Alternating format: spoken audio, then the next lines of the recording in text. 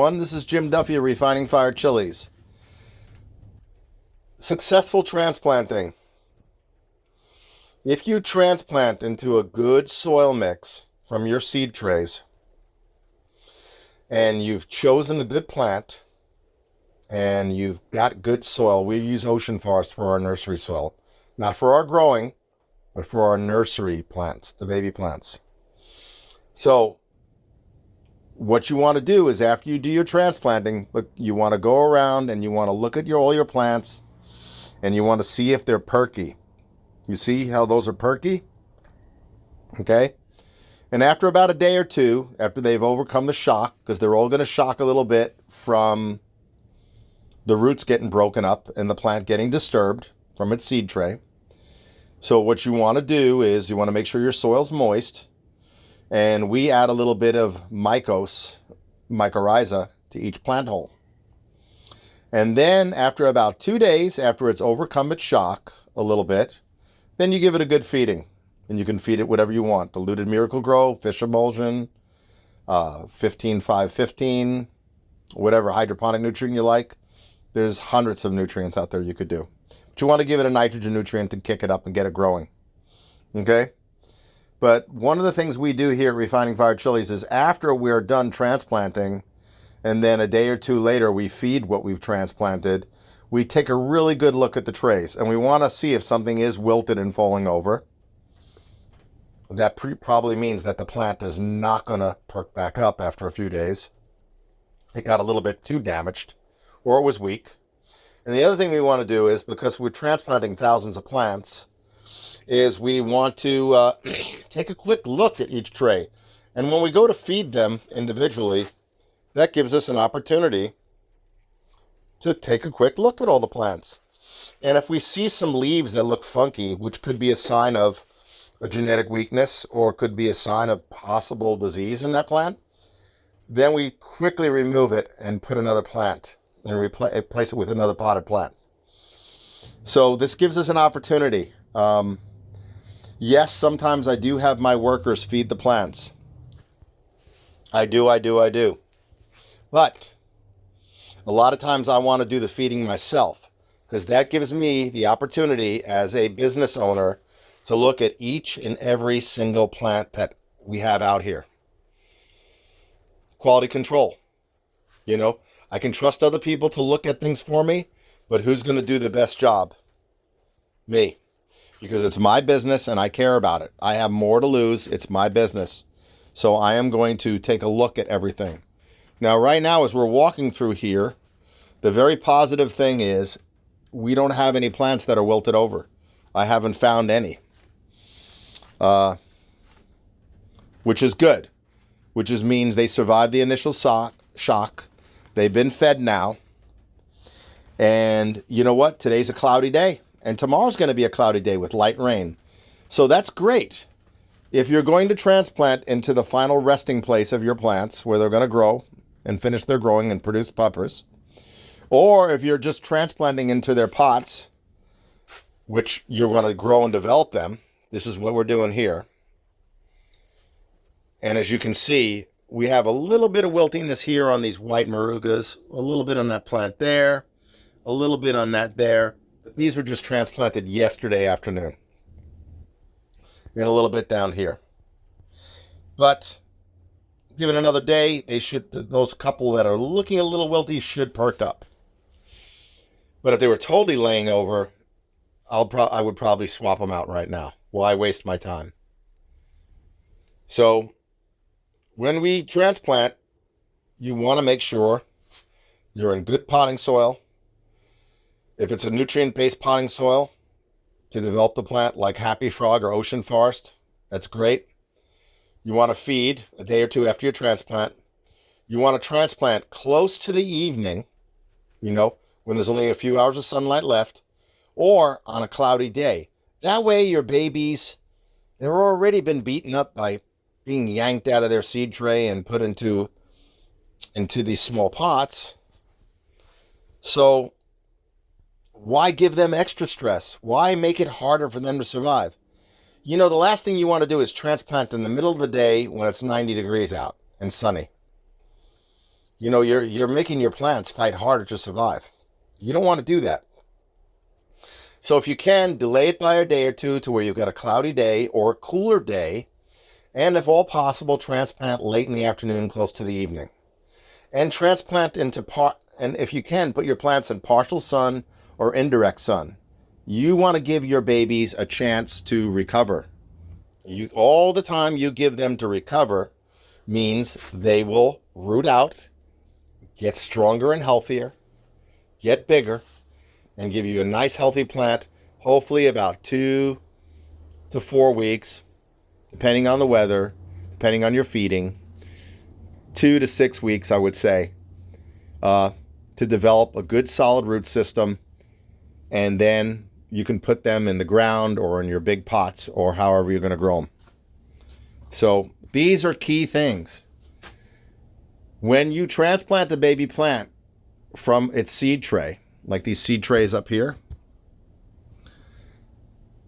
you want to change the environment slowly. So when they're in the seed tray, they're nice and wet and moist, especially if they were under a humidity dome.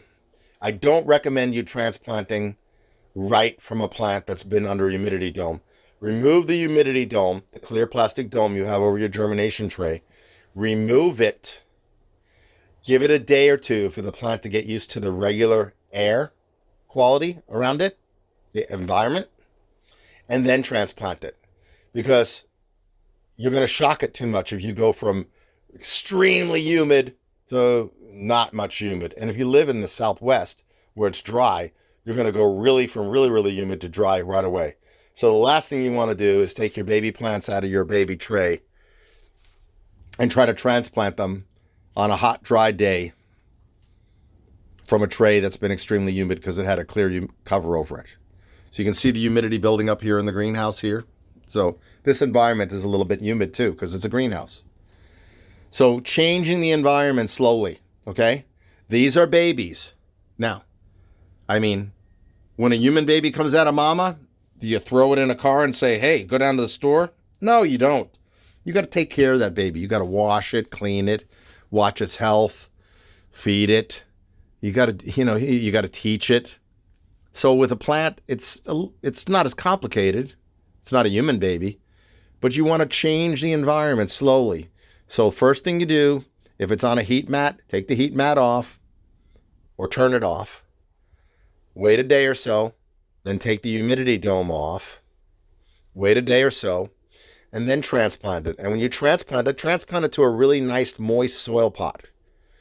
You don't want to transplant the dry soil. And then give it another day or two, and then feed it some diluted nutrient.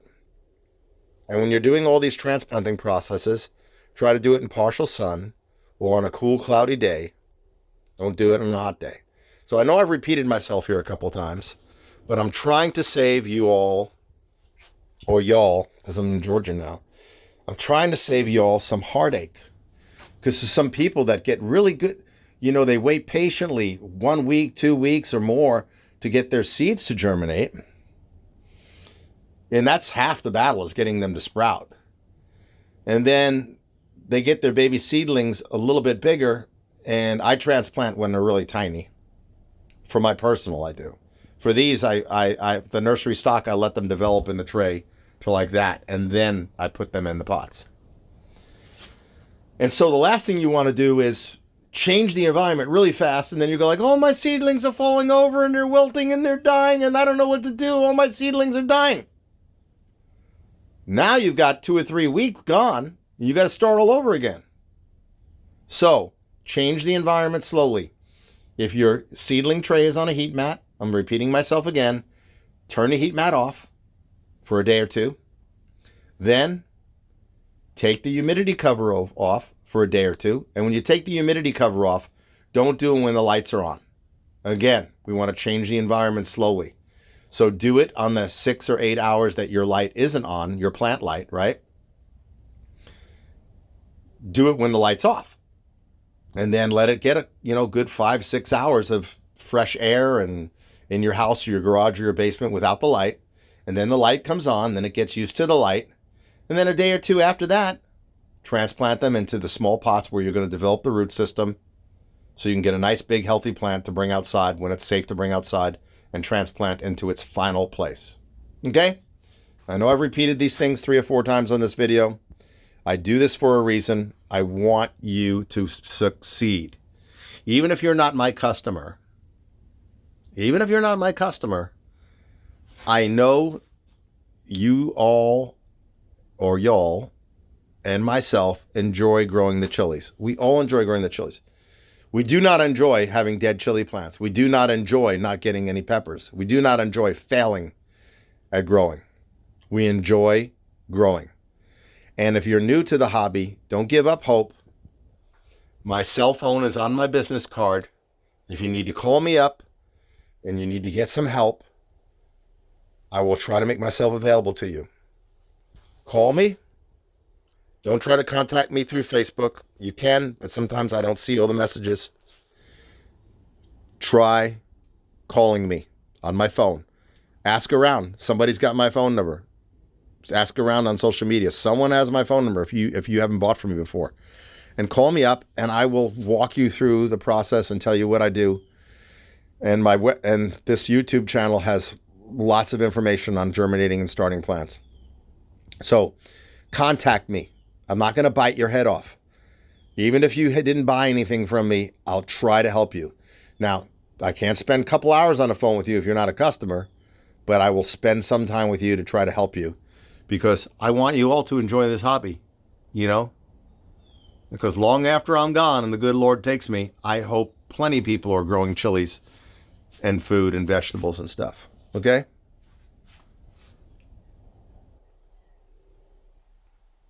So, I think I've said enough. I'm rambling on a little bit too much. I hope this information's been helpful.